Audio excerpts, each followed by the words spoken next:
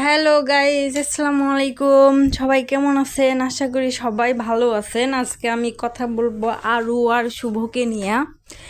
এদের বেহায়াপনা কত কত দূর আর যাবে আসলে আমি ভাবতেও পারি না। মানে হিন্দুদের ওদের ধর্ম, ওদের পূজা হইতেছে, আর ওদের পূজার যে সাজটা আছে, ওদের পূজার সাইজা, হ্যাঁ, ওদের ধর্মের অনুষ্ঠান করতেছে। ওদের সাইজে ফটোশ্যুট করে টিকটক বানিয়েছে। লজ্জা শরম থাকলে এরকম, কতটা বেহায়া হইলে এরকম করে দেখেন। হ্যাঁ, মুসলিম একটা নারী হয়ে কিভাবে এরকম করতে পারে বুঝি না।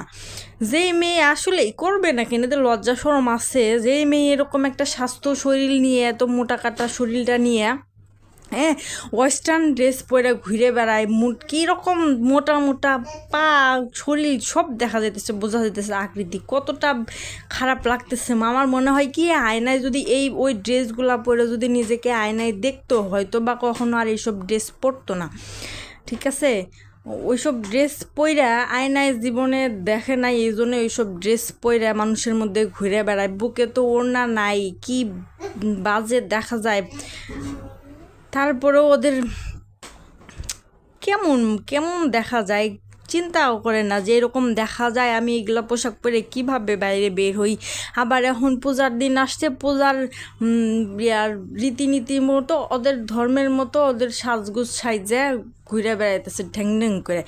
হ্যাঁ, এগুলো কি মুসলিম, কোন মুসলিমের মধ্যে পড়ে এগুলো আসলে আমার জানা নাই। কোন লেভেলের মুসলিম হইলে মানুষ এরকম করে। কয়দিন আগে দেখলাম, কয়দিন আগের কথা, হ্যাঁ, চেঞ্চুরি কইরা মায়ের পাতানো বাপ মায়ের বাড়ি যায়, চেঞ্চুরি কইরা ধরা পড়া আইসা, হ্যাঁ, আবার সেই ভাব দেখায় যে কোন কোটিপতির ঘর থেকে বড় লোক উঠা আইসস, আইসা এখানে উঠা আসছস, এমন ভাবখান দেখায় যে কোন কোটিপতি। হাইরে ভাব দেখা বাসি না, এত বাপরে বাপ।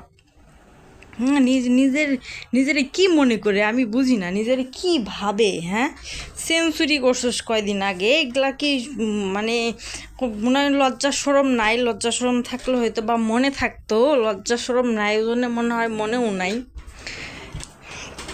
লজ্জা সরম থাকলে শুধরায় যেত।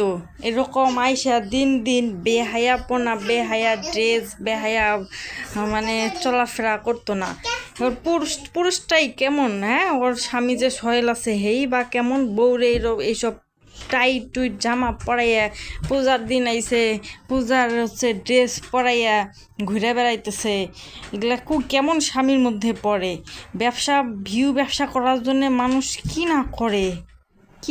এই যে কিছু ব্লগার আছে, এদের না দেখলে বোঝা যায় না আসলে ব্যবসার জন্য মানুষ সব কিছু করতে পারে, সব কিছুই করা যায়, এদের পক্ষে সব কিছুই সম্ভব।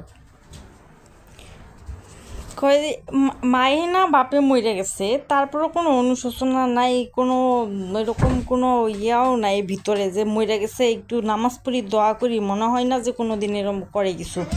ঠিক আছে, এরকম অশ্লীল পোশাক পরে ঘুরে বেড়া, হের মধ্যে আবার ইমানের কি আছে? বেহাইয়া কোথাকার এগুলা।